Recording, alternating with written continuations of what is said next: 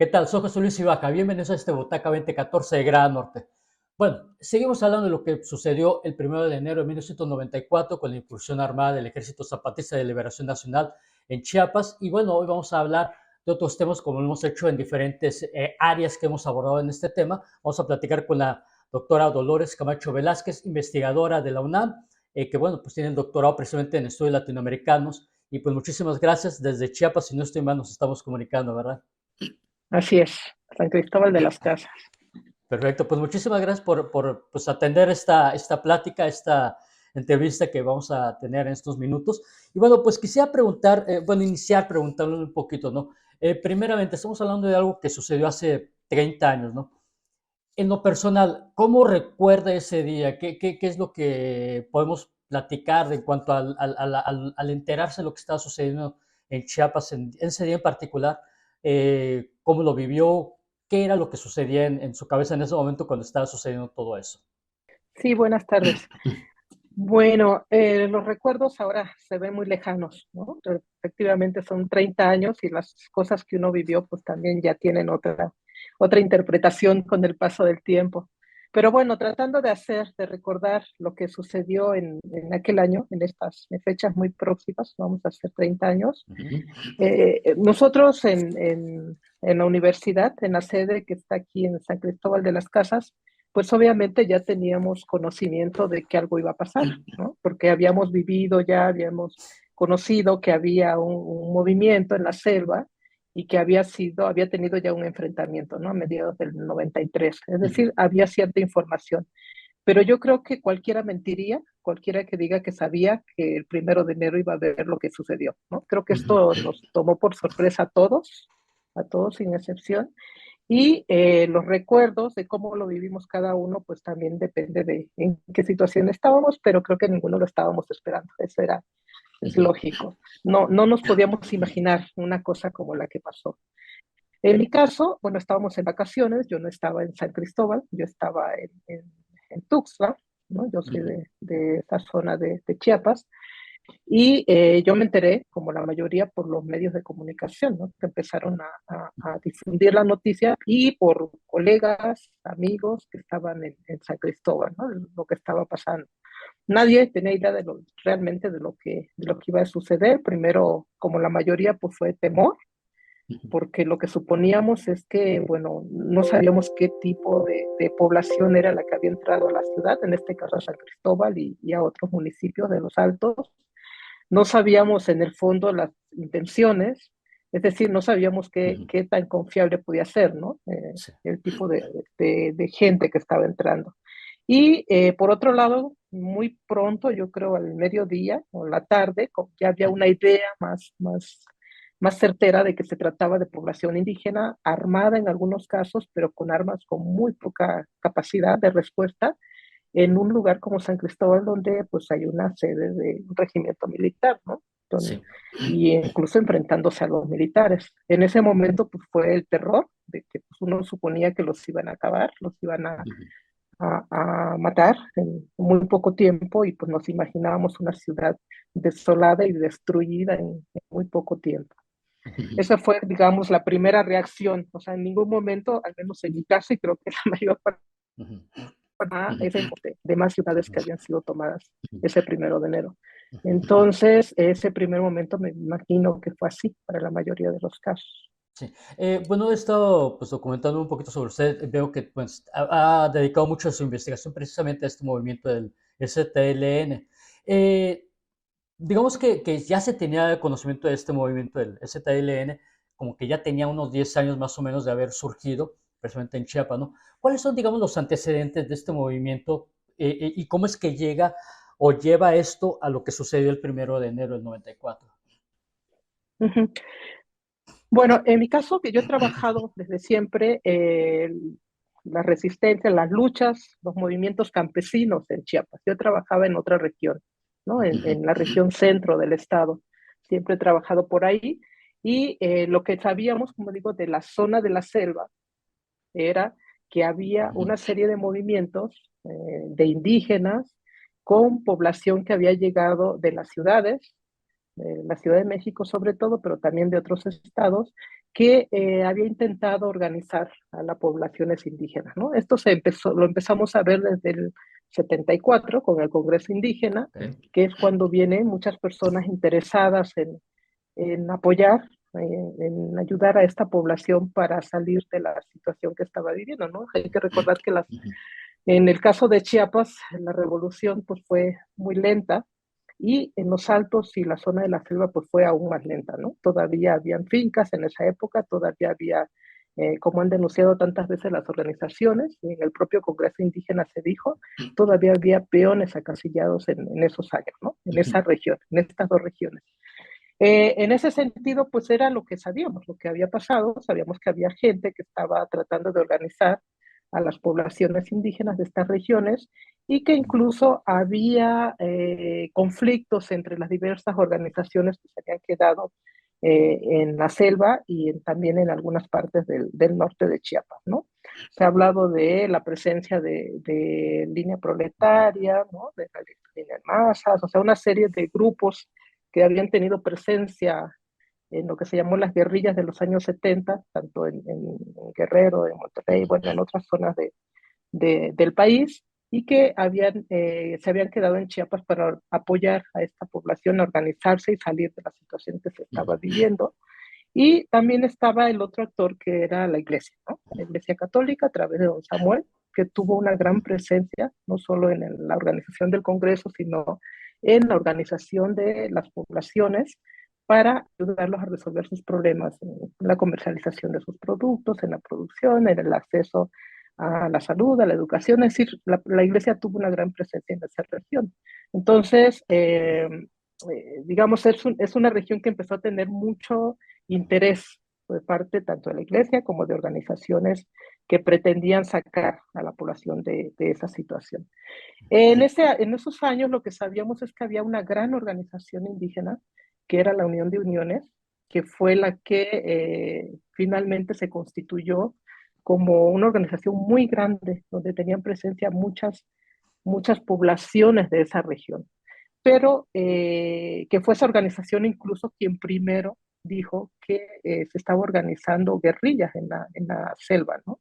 Quien denunció esos hechos debido a que ellos habían sido, sobre todo el grupo de los asesores, que es población externa, habían sido expulsados de algunas comunidades, es decir, la gente ya no los quería en sus comunidades y ellos habían denunciado, sobre todo en eventos académicos, que esto se debía a que se estaban armando, ¿no? Y puesto que esta organización pretendía más bien ayudar, eso era lo que decían, ayudar a los indígenas a integrarse al Estado, a ser beneficiarios de los proyectos de desarrollo y todo lo que el Estado ofreciera, pero la gente ya estaba en lo que ahora conocemos que es el ZLN, ¿no? Ya estaba en ese proceso organizativo y que ya no quería participar más en organizaciones de este tipo, más apegadas al gobierno, digamos, ¿no? Como lo fue la Unión de Uniones.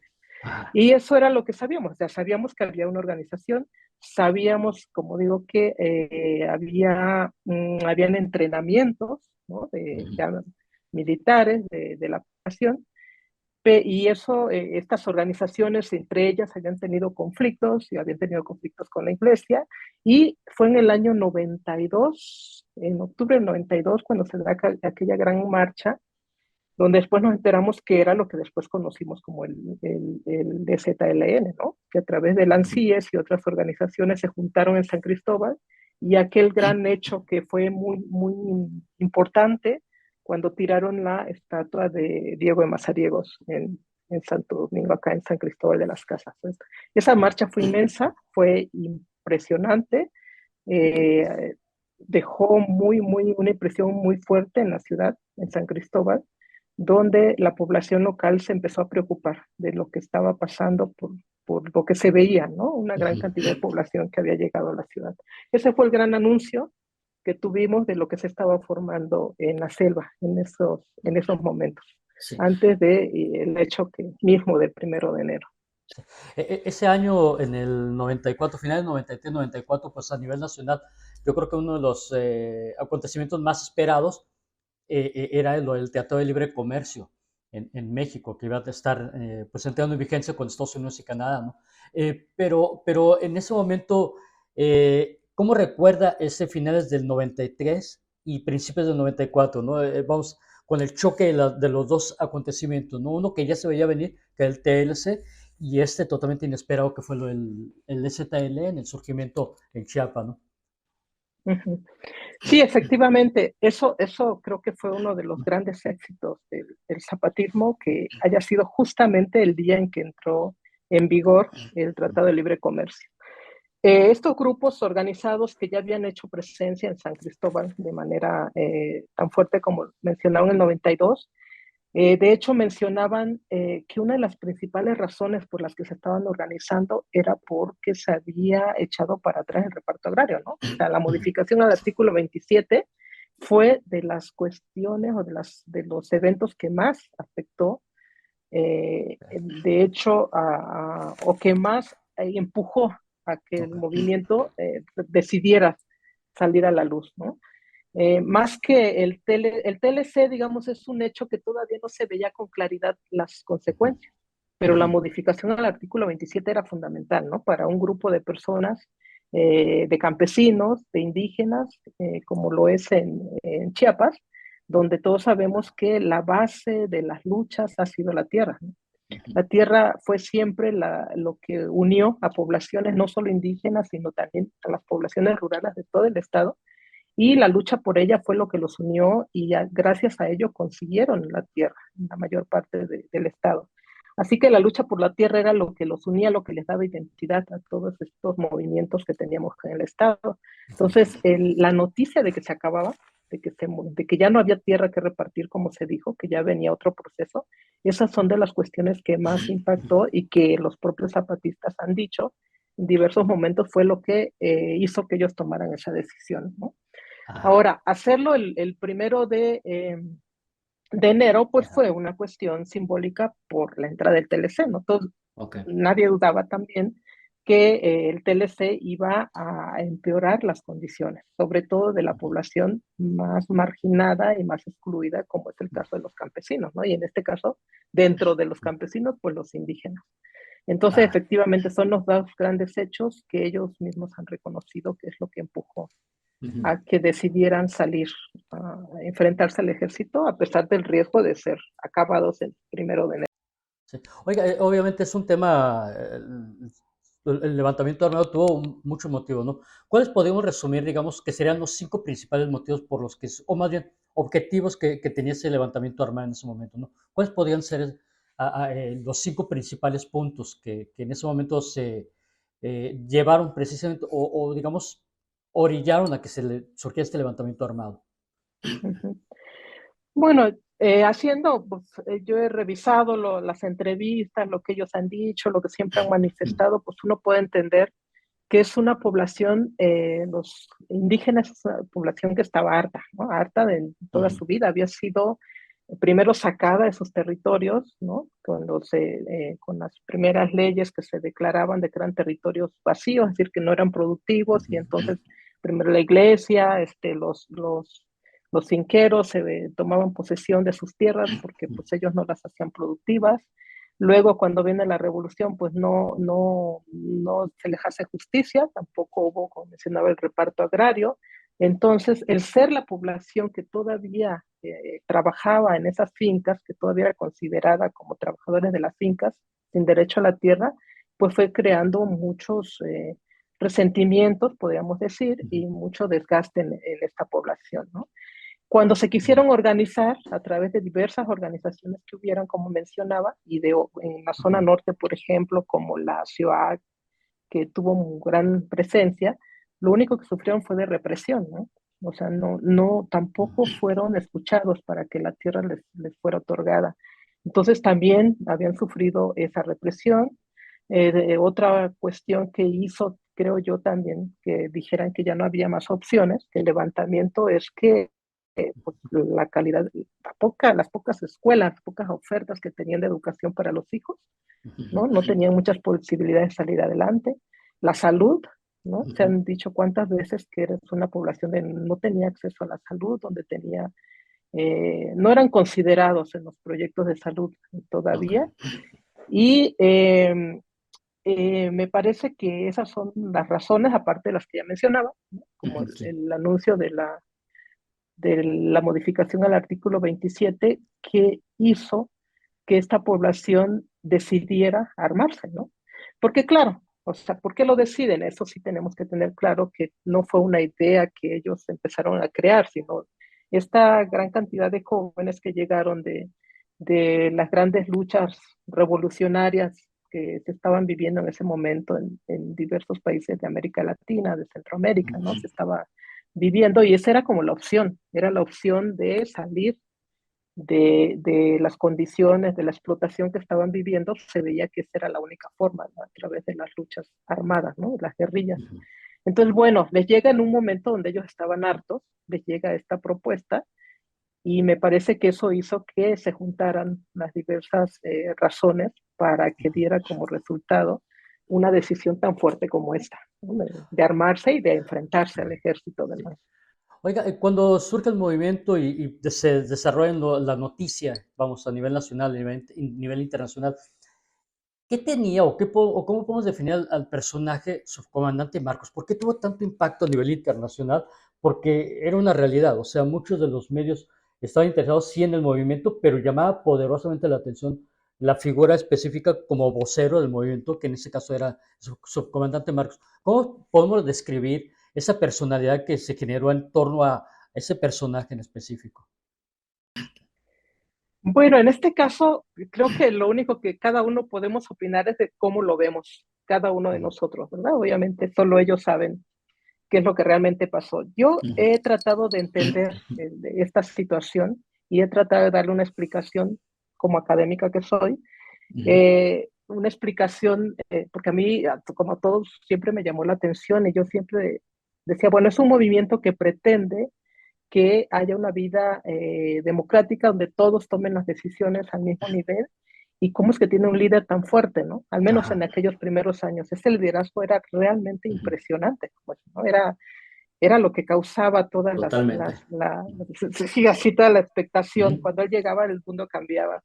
Entonces, yo lo que entendí y cómo me lo he explicado, yo, esto ujú, es que realmente lo hicimos nosotros, ¿no? Los liderazgos los hacemos las personas, o sea, no lo hizo el zapatismo, no lo hicieron ellas, las comunidades, no lo hizo el propio su comandante Marcos, sino que yo creo que tenemos una cultura de liderazgo. Nosotros, los ujú, mexicanos y casi todos los latinoamericanos, hemos vivido y aunque lo cuestionamos, tenemos nuestros grandes héroes nacionales, ¿no? Los que nos han ujú, dado la libertad, la independencia, la revolución. O sea, siempre recordamos a esos grandes líderes y se ha hecho mucha investigación, mucha teoría sobre cómo entender estos liderazgos en nuestros países. ujú, Y a lo que lleva es que, claro, siempre hay personas muy carismáticas, ¿no? Que son en sí mismos tienen mucho carisma porque hablan bien, porque son simpáticos, porque, ujú, no sé, tienen una personalidad carismática, como se dice, y eso hace que nosotros lo busquemos dentro de los grupos cuando hay una cuestión como estos movimientos y ujú, nosotros lo posicionemos, ¿no?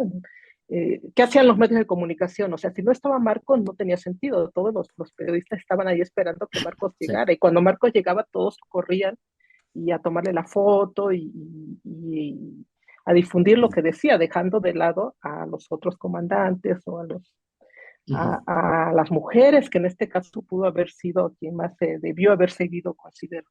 Sí. Entonces, desde mi perspectiva, es eso. Nosotros lo ujú. hicimos por toda esta cuestión cultural que tenemos de que necesitamos a alguien que hable bonito, que escriba bonito, como fue este caso, ¿no? Que Sí, esa fue su forma también como empezó a ganarse la simpatía de las sí. personas de exterior. Ujú. Oiga, nos quedan más o menos unos 9 minutos para platicar. Quería preguntarle también, ¿no? Estamos hablando de 30 años que han transcurrido desde esa incursión armada hasta este 1 de enero del 2024, ¿no? Actualmente, o cómo ha sido la transición de este zapatismo, de ese 94, en el transcurso, digamos, en décadas, ¿no? A los 10 años, a los 20 años, a los 30 años. ¿Qué es el zapatismo actualmente, no? Yo creo que yo como decía, yo trabajé este movimiento desde una perspectiva de los movimientos sociales. Los movimientos sociales se entiende que son Ujú, procesos que tienen momentos de latencia, momentos que surgen, que se hacen muy grandes, ¿no? ujú, Y momentos donde apenas se ven, apenas se visualizan. Entonces, yo lo que creo es que el zapatismo surgió como yo mencionaba, con esta idea de, pues, de gritar, de ser visto, de ser escuchado, de ser tomado en cuenta, y se fue modificando, ¿no? El zapatismo, creo yo, no nació con una idea de vamos a hacer esto y vamos a constituir comunidades autónomas y vamos a hacer municipios, o sea, no tenían un ujú. plan de ese tipo, ¿no? Es Claro. decir, surgió y como ellos mismos han dicho, pues sobrevivieron a ese primer momento y luego fueron experimentando diversas formas de cómo continuar. Cuando se desarrollan los acuerdos de San Andrés, y que fue un proceso muy complicado, con altas, bajas, pero que parecía que por ahí había un camino para que este movimiento se institucionalizara en este caso, tuvieron reconocimiento del Estado, pero cuando no se cumplen los acuerdos, en ese momento ellos tienen que tomar decisión, una decisión inmediata de decir, bueno, pues ya no platicamos porque no se cumplen los acuerdos, y ellos se propusieron desarrollar la autonomía, que no fue una demanda, no fue algo que ellos al principio quisieran hacer, sino fue algo que fueron construyendo en el proceso, en su relación con otros movimientos indígenas de otras partes del país, es decir, fue algo Ujú, construido y esa autonomía la fueron haciendo en los hechos, ¿no? O sea, ya ujú, nada con el Estado, nada de recibir apoyos, nada de nada, y ellos fueron enfrentando una serie de situaciones que fueron salvando y que les permitió tener un control sobre su territorio y también tener una permanencia, porque yo creo que es de reconocer que 30 años después estén, ¿no? Porque ajá, están. Y claro. entonces yo lo que creo es que estos procesos, pues como ellos mismos lo han dicho, han aprendido, se han enfrentado, han cometido errores. Es Ujú, obvio, hay gente que ha salido, hay gente que ha entrado al movimiento, ¿no? ujú, No, en estos últimos años ha sido muy difícil ver lo que está pasando, porque por todas las diferentes circunstancias que estamos viviendo en Chiapas, ujú, y porque ellos mismos decidieron ya no dar a conocer nada de lo que estaban haciendo, es decir, empezaron a trabajar más hacia adentro que hacia afuera, ok, por también las grandes divisiones que hubo con organizaciones que antes los apoyaron, organizaciones de campesinos que antes, en aquel 95, se aliaron y hicieron un ajá, gran movimiento en Chiapas, empezaron a tener diferencias con ellos, pues por las diferentes políticas del gobierno, ¿no? Dividirse la tierra, el procede, nosotros le entramos, otros no le ujú, entramos, los partidos políticos, es decir, toda esta situación hizo que empezaran a separarse en algunos casos y empezaran a haber conflictos al interior de los territorios. Y me ujú, parece que este último, eso ha sido su vida, como que construir, enfrentarse a problemas, deshacer, volver a hacer, volver a intentar. Y este último anuncio que nos hicieron, donde desaparecen los municipios autónomos y surgen esto que le llaman las GAL, ¿no? ajá, Que son como ellos dicen, puede ser un barrio, puede ser espacios más pequeños donde van a continuar, porque no es empezar, sino es continuar con su proceso de autonomía ujú, y van a tener una estructura diferente, ya no tan ujú, fácilmente identificada, o sea, ya no vamos a llegar a un municipio con las autoridades, a un caracol con las autoridades, sino ahora va a tener como más difícil de que lo podamos observar desde fuera, cómo están funcionando. Pero yo lo que he entendido, porque también mentiría de decir que lo estoy viendo, eso no lo podemos ver a simple vista, lo que he ujú, entendido de los procesos que yo puedo seguir más cerca, que son acá en los Altos de Chiapas, ajá, es que pues han tenido estos conflictos que han tenido al interior de los territorios, los ha llevado a buscar formas de entenderse con los no zapatistas, es ok, decir, con la gente que participa en otros partidos. Pero en vez de enfrentarse entre ellos, tratar de construir, o sea, de aliarse en el territorio ujú, y defender el territorio de todo lo que se está viviendo. ujú, ¿Sí? Entonces me parece que es una nueva experiencia, no es que no lo hubieran hecho antes, en esta zona al menos sí se había hecho, pero me parece que esta idea que ahora tienen de hacerlo en todo el territorio puede resultar eso, su forma de protegerse y de proteger los territorios la violencia, de los proyectos de gobierno con los que ellos no están de acuerdo, ¿no? Y que pueden compartir con otros grupos su desacuerdo y su defensa de una forma de vida autónoma aún. Pues perfecto, le agradecemos mucho esta plática, ya prácticamente se nos está acabando el tiempo, pero de verdad muchísimas gracias para pues, orientarnos cómo es, qué es lo que ha pasado, el surgimiento, lo que fue ese momento del 1 de enero del 94 y lo que es actualmente este movimiento del zapatismo. Muchísimas gracias. Dolores Camacho Velázquez, investigadora de la UNAM, doctorado en estudios latinoamericanos, muchas gracias. Y graderos, pues ya saben, ahí vamos a tener más información sobre este tema del zapatismo. Sigan nuestras redes sociales, vamos a seguir abarcando desde diferentes ángulos este acontecimiento sucedió hace 30 años. Soy José Luis Ibaca.